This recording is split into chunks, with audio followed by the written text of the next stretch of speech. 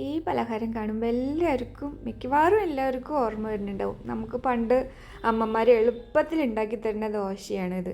ഇനി അഥവാ ഇത് ആരെങ്കിലും മറന്നു പോയിട്ടുണ്ടെങ്കിൽ ഈ വീഡിയോ കാണുമ്പോൾ ഓർമ്മ വരില്ലേ, അപ്പോൾ ഉണ്ടാക്കി നോക്കിക്കോട്ടോ.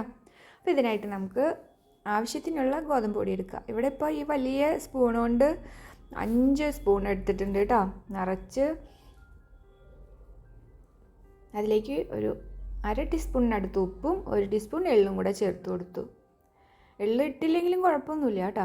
പിന്നെ അത് ഒന്ന് വെള്ളമൊഴിച്ചിട്ട് കലക്കിയെടുക്കാം. കൂടുതൽ ലൂസാക്കണ്ട.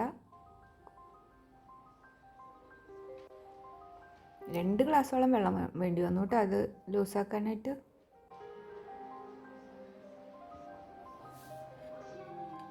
ഇതാണ് അതിൻ്റെ പാകം കേട്ടോ. ഇതുപോലെ ലൂസിൽ കിട്ടിയാൽ മതി. ഇനി നമുക്ക് വേണ്ടത് നാളികേരം. അപ്പോൾ 2 കപ്പ് നാളികേരം എടുത്തിട്ടുണ്ട്. പിന്നെ നാളികേരം നമുക്ക് ആവശ്യമുള്ളത് എടുക്കാം കേട്ടോ. പിന്നെ 3 ടീസ്പൂൺ പഞ്ചസാരയാണ് ഇട്ടത്. ഇത് കുറവാണ് കേട്ടോ മധുരം.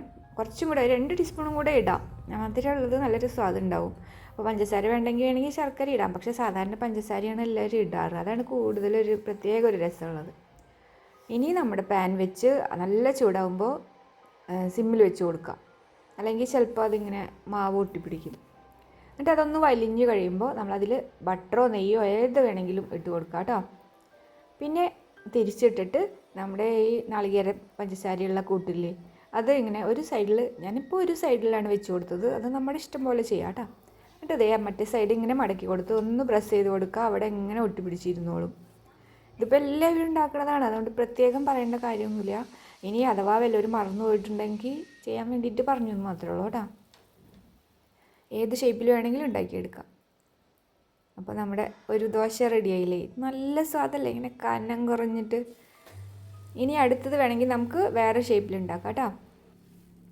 അപ്പോൾ അതിനായിട്ട് മാവ് ഒഴിച്ചു. അതിങ്ങനെ വലിഞ്ഞ് കഴിയുമ്പോൾ അതിൻ്റെ മുകളിൽ ബട്ടറാണ്. അപ്പോൾ ബട്ടർ ഫ്രിഡ്ജിൽ നിന്ന് എടുത്തു കൊണ്ടുവന്ന കാരണം ഇങ്ങനെ തന്നെ ആ ക്യൂബ് കൊണ്ട് ഇങ്ങനെ ചെയ്യണത് കേട്ടോ.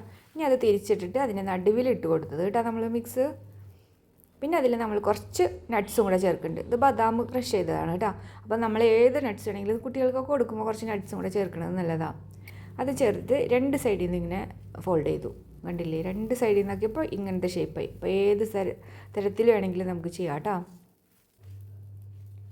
അപ്പോൾ ഇത് നട്ട്സ് വെച്ചതാണ്. അപ്പോൾ ഇഷ്ടമുള്ള സാധനങ്ങൾ ഇതിൻ്റെ ഉള്ളിൽ വേണമെങ്കിൽ പഴവും വയ്ക്കുക കേട്ടോ. പക്ഷെ എന്താ സാധാരണ എളുപ്പത്തിന് നാളികേരവും പഞ്ചസാരയും മാത്രം ഇട്ടിട്ടാണ് തരിക. അപ്പോൾ ഇതുണ്ടാക്കി നോക്കുക.